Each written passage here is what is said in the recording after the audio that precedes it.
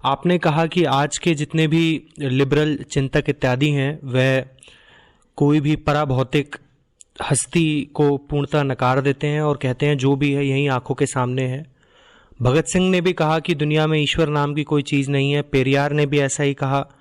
Marks ने भी इसी तरफ इशारा किया। तो क्या आप आज के लिबरल चिंतकों को और भगत सिंह, पेरियार, मार्क्स को एक तल पर रखकर तुलना कर रहे हैं? अगर कुछ नहीं है पराभौतिक तो जो है वो है सिर्फ भौतिक, ठीक? फिर तो मूल्य अगर किसी चीज का है तो बस भौतिकता का है। भौतिकता माने पार्थिवता, शारीरिकता, ठीक? अगर पराभौतिक कुछ नहीं है तो एक ही चीज कीमती बची ना, क्या? ये शरीर। और अगर सिर्फ शरीर ही कीमती है तो भगत सिंह ने शरीर का त्याग करना क्यों स्वीकार किया?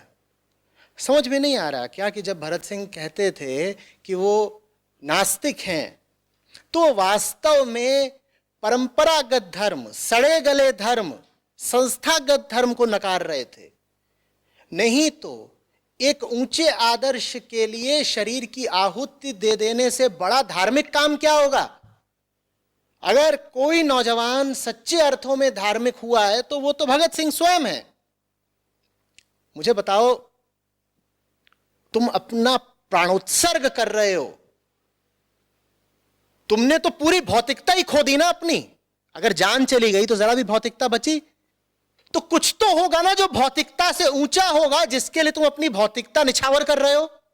माने तुम मान रहे हो ना कि इस भौतिक शरीर से ऊंचा कुछ होता है। भगत सिंह ने उस ऊंचे लक्ष्य को नाम दिया था आजादी।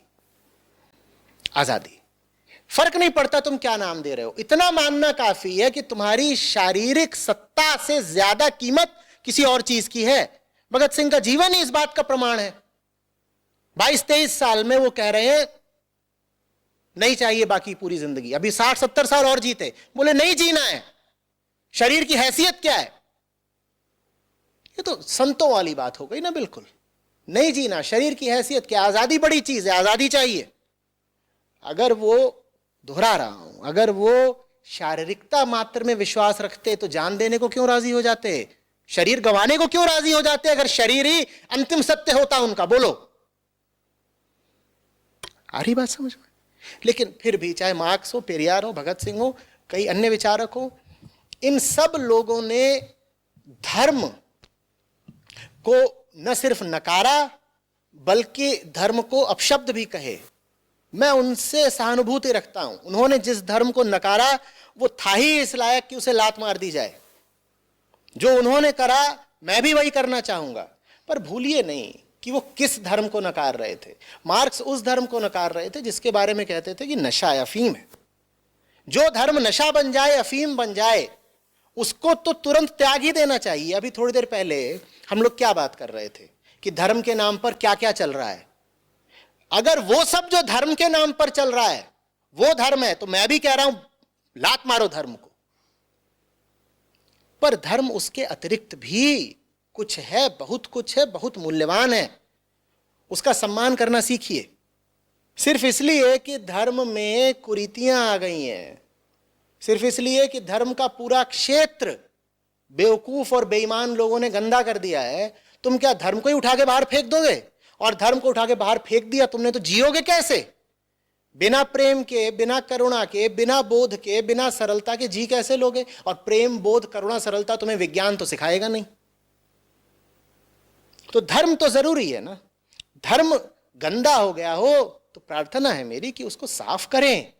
ये थोड़े है कि हीरा गंदा हो गया है, उस पर बहुत तहें जम गई हैं कचरे की, मिट्टी की, तो तुमने उठा करके हीरा ही बाहर फेंक दिया। दुश्मनी कचरे से रखो ना, हीरे से नहीं भाई। ये परम मूर्खता हो गई। एक तो मूर्ख लोग वो थे जिन्होंने हीरे को गंदा होने दिया, और एक मूर्ख ये है जिन्होंने गंदगी के साथ साथ हीरा ही फेंक मारा बाहर। ये मत करो। पहले वाली गलती से ज्यादा बड़ी गलती ये हो जाएगी। जिन्होंने हीरे को मलिन किया, गंदा किया, वो एक तल के गुनहगार हैं।